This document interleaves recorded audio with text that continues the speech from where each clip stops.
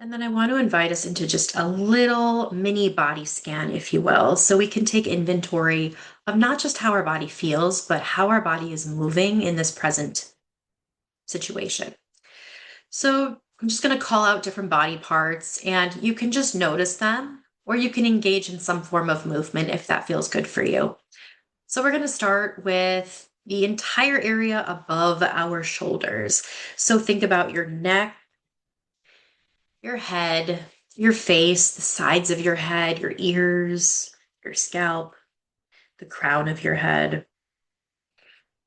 And just notice how that part's showing up in this present moment. And this is a great time to adjust, or again, think of bringing more comfort to your body if you need to.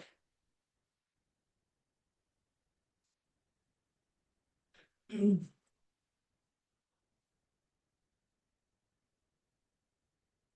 then we'll move to our shoulders. Notice how your shoulders are showing up.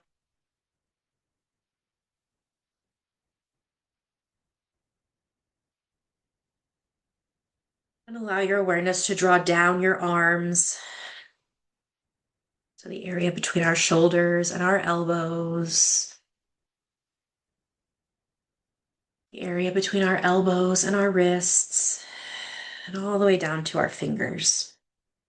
So again, this may not change the way you're moving, but as you bring new awareness to these parts of your body, if you choose to move differently or explore what that looks like, now is the time.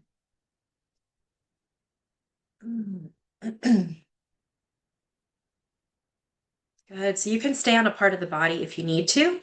I'm going to keep moving through for the sake of time, but also just as a general warm up.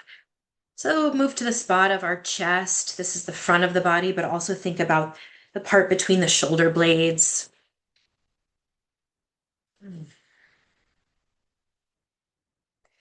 And bringing us to our rib cage, maybe even our waist. Even notice how mobile these parts are, or how connected we are to some of these parts.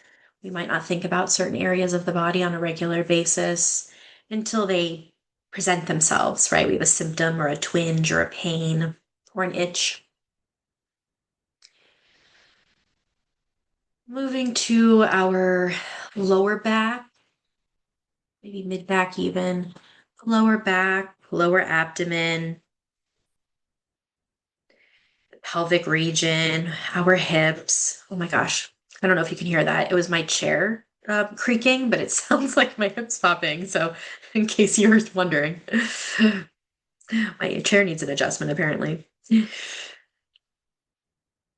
And just noticing how our hips are feeling. This is where we tend to sit a lot of our time and then collect a lot of the emotions and energy throughout the day. So we don't want to move them frantically if they haven't been moved in a little while, but just paying attention to them, sending a little bit of heat or attention, rubbing, patting, whatever feels good.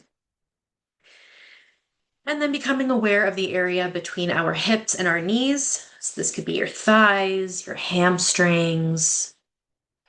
I'm tending to focus a little bit more on the external of my body, but certainly if you feel able to go inside and kind of notice maybe how our muscles are moving or those ligaments and tendons, the fascia. Stopping at our knees for a moment. They do so much for us, just paying a little attention. And then the area between our knees and our ankles, our shins, our calves.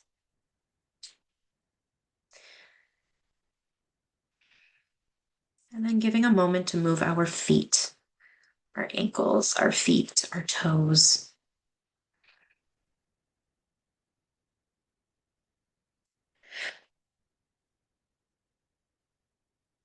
And then giving your feet an opportunity to connect to either the floor or the ground underneath you. If you're sitting and you want to try to place the soles of your feet on the floor, just to just to feel that connection, feel that sturdiness. If you're sitting up and you want to just place your feet underneath you, again, feel your feet underneath you, touching the floor. They may have shoes on, that is okay. But that connection, that sense of grounding and connection to the floor is actually one of the most powerful ways that we can move through uncertainty, because we can feel a sense of arrival. We can feel a sense of presence in any given moment, especially when the mind is overloaded with what feels like uncertainty, overwhelm, maybe even chaos or crisis. After this little check-in, I like to ask the question of, how are you moving? How are you moving in this moment? What did you notice prior, or what are you noticing right now? Again, there's no wrong answer, but let's just start with that directive. How are you moving in this moment? And